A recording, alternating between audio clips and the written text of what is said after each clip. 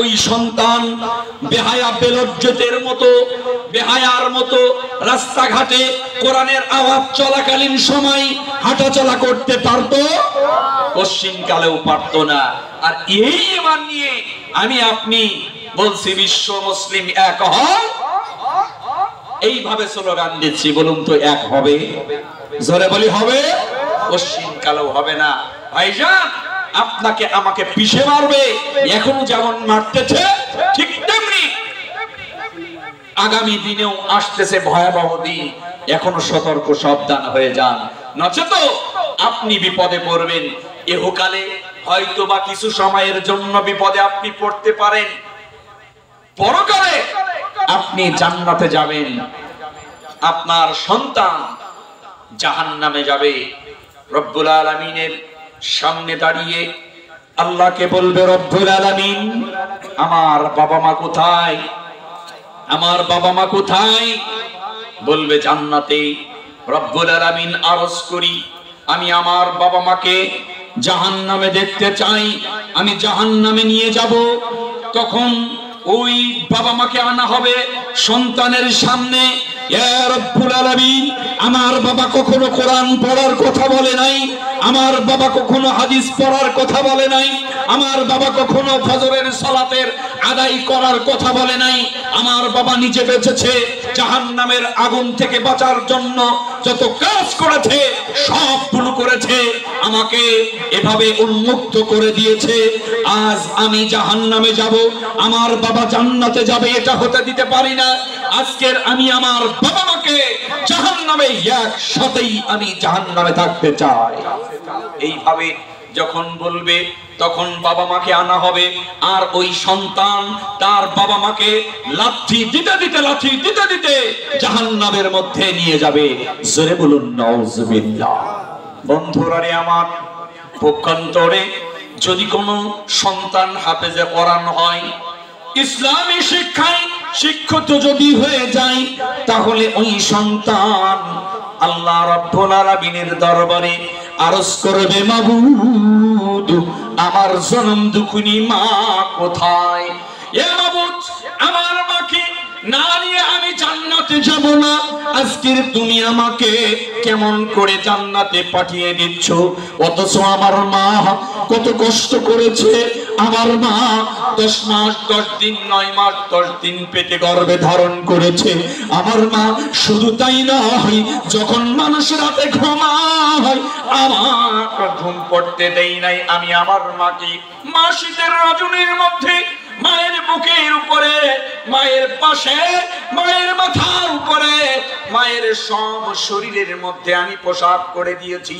আমার মা ওই দিন আমার মা আমাকে একেবারে গলা টিপে হত্যা করে দিতে পারতো, কিন্তু আমার মা তা করে নাই। আমার মা কত কষ্ট করে আমাকে লালন পালন করেছে। ওই শীতের রজনীতে আমার মা আমাকে পরিষ্কার পরিচ্ছন্ন করে আমার মুখে চুম্মা দিয়া আমার মা আবার ঘুমিয়ে গেছে। এইভাবে মা আমার সারা রাত যাপন করেছে রব্বুল আলামিন। ওই মা শুধু তাই নয়, মা আমার মা কত কষ্ট করে আজকের ওই ছোট্ট সোনামণিদেরকে মসজিদের মধ্যে মাকতবের মধ্যে পাঠিয়েছে। বাবা কাজে চলে গেছে, সন্তান লালন পালন করার জন্য অনেক টাকা পয়সার প্রয়োজন। এইভাবে বাবা আমার কষ্ট করেছে। শুধু তাই নয় রব্বুল আলামিন, তোমার কাছে ফরিয়াদ করি, আমি যখন সকাল বেলায় ওযু করতে শিখিনি, আমার মা কত কষ্ট করে আমাকে ওযু করে একেবারে সাজিয়ে গুছিয়ে মসজিদে মাদ্রাসায় পাঠিয়েছে। আর আজকের আমি জান্নাতে যাব, আমার জনম দুঃখিনী মা জাহান্নামে যাবে, এটা হতে পারে না। রব্বুল আলামিন যতক্ষণ পর্যন্ত আমার মাকে আমার সামনে না আনবা, আমি জান্নাতে আমি যাব না। রব্বুল আলামিন মাকে হাজির করবেন। ভাইজান রে, কান খাড়া করে শুনুন, আজকের আপনার বাড়ির পাশে মাদ্রাসাতুল ইসলাহ সালাতি হয়েছে মানে আপনার জীবন ধন্য হয়েছে।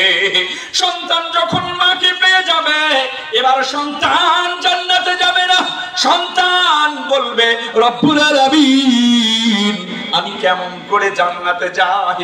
আমার বাবা কত পরিশ্রম করেছে, মাথার ঘাম পায়ে ফেলে বাবা আমার জন্য অর্থ উপার্জন করে একেবারে ওই গাছের বটবৃক্ষের ছায়ার মতো ছায়া দান করে আমাকে লালন পালন করেছে। ওই আব্বা আজকের কোথায়? ভাইজান রে, শুধু তাই নয়, বুখারীর বর্ণনা এসেছে কাল কিয়ামতের কঠিন মুসিবতের দিন মানুষগুলি পাগলের মতো দৌড়াইতে থাকবে, উলঙ্গ অবস্থায় হয়ে উঠবে। হাসরবাসী সবাই উলঙ্গ অবস্থায় থাকবে, বিবস্ত্র অবস্থায় ছুটতে থাকবে। ভাইজান, ওই সময় আল্লাহ রাব্বুল আলামিন দুইজন মানুষকে তার পরনের কাপড় দিয়ে দিবেন, তার পোশাক দিয়ে দিবেন। বাবজান রে, বিশ্বনবী সাল্লাল্লাহু আলাইহি ওয়াসাল্লাম বলেন, কিয়ামতের কঠিন মুসিবতের দিন যেদিন মানুষ উলঙ্গ অবস্থায় থাকবে, ওই দিন দুইজন মানুষের আল্লাহ রাব্বুল আলামিন পোশাক পরিধান করাবে। নবী রাসূল যারা থাকবে, শহীদ যারা থাকবে, এই যে হাসরবাসী যারা হবে, রব্বুল আলামিনকে বলবে, রব্বুল আলামিন এই যে হাসরবাসীর মধ্যে, মহাশরের মধ্যে সবাই উলঙ্গ, এই মানুষদেরকে আপনি কেন এই পোশাক পরিধান করান? এরা কারা? রব্বুল আলামিন বলবে, হাসরবাসী শোনো, হাসরবাসী শোনো, আমি বলতে চাচ্ছি আজকের যে পোশাক পরিধান করা হইতেছে, এই পোশাক হলো আসমানের নিচে জমিনের উপরে এর চাইতে দামি পোশাক আর হতে পারে না। আজকের যাদের পোশাক পরিধান করা হচ্ছে, যারা ছোটবেলায় থেকে কোরআন শিক্ষা করেছিল, যারা হাফেজে কোরআন হয়েছিল, এই হাফেজে কোরআনের মা বাবাকে আমি রব্বুল আলামিন উলঙ্গ দেখতে পারি না, এই জন্য এদেরকে পোশাক পরিধান করাচ্ছি। আজকের দেখুন, ওই সন্তানের সামনে এবার বাবাকে হাজির করা হবে। শুধু তাই নয়, সন্তান মা বাবাকে পেল, পাওয়ার পরে আর জান্নাতে যাই না। ও রব্বুল আলামিন, আমি শুধু আমার মা বাবা এবং আমি তিনজন জান্নাতে যেতে চাই না। ও রব্বুল আলামিন, আমার যিনি নজিংদান ছিল, এই আমার মাদ্রাসায় যারা সহযোগিতা করেছিল, ওই ব্যক্তিকেও আমি জান্নাতে দেখতে চাই, আমি ওকে রেখে জান্নাতে যেতে চাই না। ও রব্বুল আলামিন, আমার নজিংদান কত কষ্ট করে তার কষ্টার্জিত টাকা আর উপার্জন করে খাদ্যের ব্যবস্থা করেছে, আমি 3 বেলা আমি তার খাওয়া খেয়েছি। আল্লাহ, ওই লজিংম্যানকে আমার সাথে আমি দেখতে চাই, আমি ওকে না নেওয়া পর্যন্ত জান্নাতে যাব না। এইভাবে একজন হাফেজে কোরআন, একজন আলেম এইভাবে কিয়ামতের কঠিন মুসিবতের দিন আল্লাহর সাথে সুপারিশ করতে থাকবে। কি বলবেন? তাহলে মাদ্রাসাতুল ইসলাহ সালাফিয়া হয়েছে, এতে খুশি না বেজার? খুশি যারা হয়েছেন, পরকালেও আল্লাহ আপনাদের খুশি করবেন। ভাইজান রে, এজন্য এই মাদ্রাসায় সহযোগিতা অনেক আপনারা করেছেন, আমি জানি, গত বছরও দিয়েছিলেন, তাও আমি জানি। ভাইজান, আল্লাহ রাব্বুল আলামিন মহাগ্রন্থ কোরআনুল কারীমের মধ্যে এবার জানিয়ে দিচ্ছেন যে দেখো মানুষ, ওই যে সূরা বাকারার 272 নম্বর আয়াতের মধ্যে আল্লাহ বলেন, তার আগে আল্লাহ রাব্বুল আলামিন ওই বুদ্ধিমান মানুষদেরকে ঘোষণা করে দিয়ে ডাক দিয়ে বলেন, ওই যে সূরা হাশরের 18 নম্বর আয়াতে আল্লাহ বলেন, আউযু বিল্লাহি মিনাশ শাইতানির রাজীম, ইয়া আইয়ুহাল্লাযীনা আমানু ইত্তাকুল্লাহা ওয়ালতানজুর নাফসুম মা قدمت لغد واتقوا الله إن الله خبير بما تعملون। ভয় করো আল্লাহকে তোমরা, ভয় করো আল্লাহকে তোমরা, আর চিন্তা করো সবাই রোজ হাসরে কেমন করে মুক্তি পাওয়া যায়। যে আমল করেছো তুমি, যে আমল করেছো তুমি সারা জীবন ধরে, ওই আমল কি নিবে তোমার জান্নাতের ভিতরে। লিল্লাহ তাকবীর। আল্লাহ রাব্বুল আলামিন শোনো, যারা তোমরা চিন্তা করে দেখা উচিত তোমাদেরকে আগামী কালকের জন্য কে কি তোমরা প্রেরণ করেছো, ওই প্রেরণ করার জন্য আমি আল্লাহ রাব্বুল আলামিন এবার আমি ঘোষণা করে দিলাম মহাগ্রন্থ কোরআনুল কারীমের মধ্যে কি প্রেরণ করলে তুমি পরকালে বাঁচতে পারবা।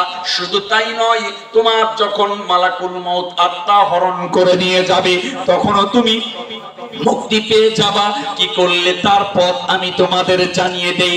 আল্লাহ পাক রব্বুল আলামিন মহাগ্রন্থ আল কোরআনুল কারীমের সূরা বাকারার 272 নম্বর আয়াতে বলেন, আউযু বিল্লাহি মিনাশ শাইতানির রাজীম ওয়া মা তুনফিকু মিন খায়রিন فلأنفسكم وما تنفقون إلا ابتغاء وجه الله وما تنفقوا من خير يوفى إليكم وأنتم لا تظلمون।